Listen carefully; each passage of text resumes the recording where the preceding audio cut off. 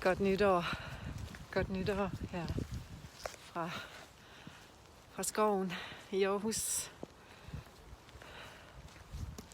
Hånden på hjertetid.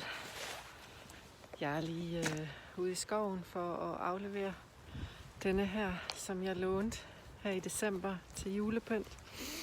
Som jeg nu giver tilbage og takker for at have lånt af moder jord.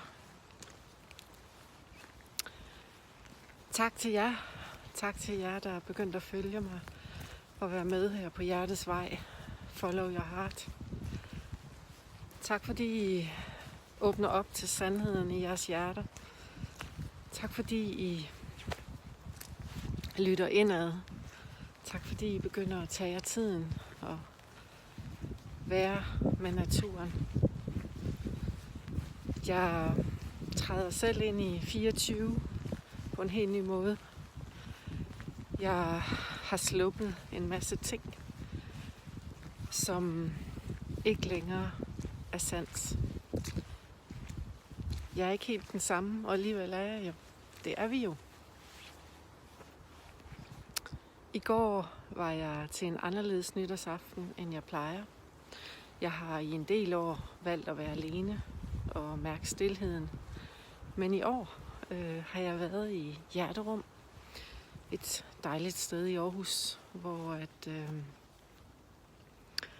vi var en masse hjertevenner, som samledes om en dejlig nytårsaften med sammenskudsgilde, med mad, dejlig vegansk mad og uden alkohol, men alligevel med skønne mocktails, altså de her drinks uden alkohol. Og så havde vi en helt særlig åbning med en kakaoceremoni, og det var så dejligt. Vi var i alle aldre, mænd og kvinder, unge, ældre, og det er nok en af de bedste nytårsaftener, jeg har holdt, hvor vi startede kl. 17, og jeg tog den sidste bus hjem kl. 12:30. Det var virkelig dejligt, og jeg føler mig så fyldt op her i dag med energi, som er noget nyt for mig.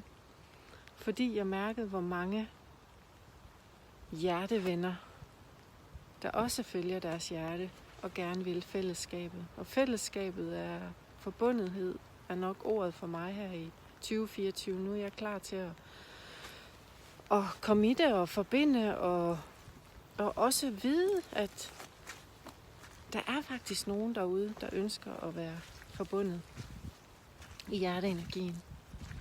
Jeg træder også frem med mit mod på en ny måde ved at ture, og jeg starter ud med en lydhealingsgruppe, hvor vi skal synge sammen i tonen fra himlen, som jeg har lært på uddannelsen hos Gita Ben David.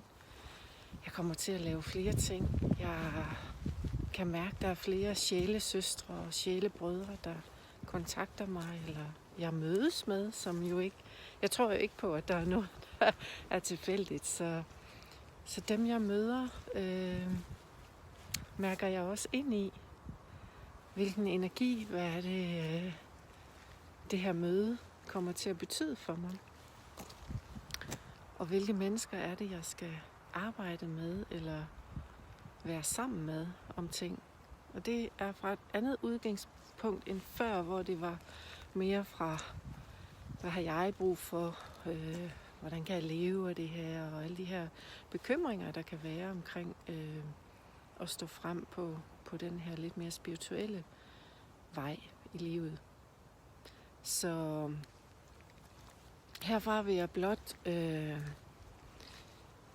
ønske dig også at følge din vej og reflektere over, hvad er det, der er vigtigt i dit liv?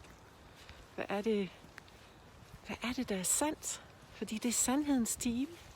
Jeg vågnede op her til morgen, og allerede fra start af var der nye ting, der er sket siden midnat. Selvfølgelig er der det, men der var kongehuset, der var nogen, der virkelig har talt deres sandhed med store bogstaver osv.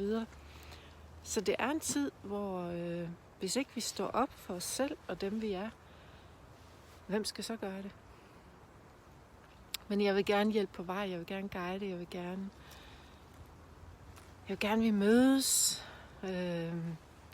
Så hvis du gerne vil følge med, hvad det er, jeg har tiltag, og blive inspireret, så hold dig orienteret, eller gå ind på min hjemmeside måske, followyourheart.dk, og meld dig til mit nyhedsbrev.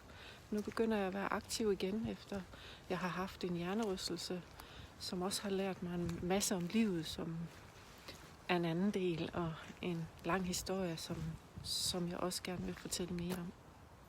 Men tak for dig, og jeg ønsker dig et velsignet, glædesfyldt og godt nytår, med masser af omsorg for dig selv og for dine nærmeste, og ikke mindst med tanke på alle dem, der har det svært.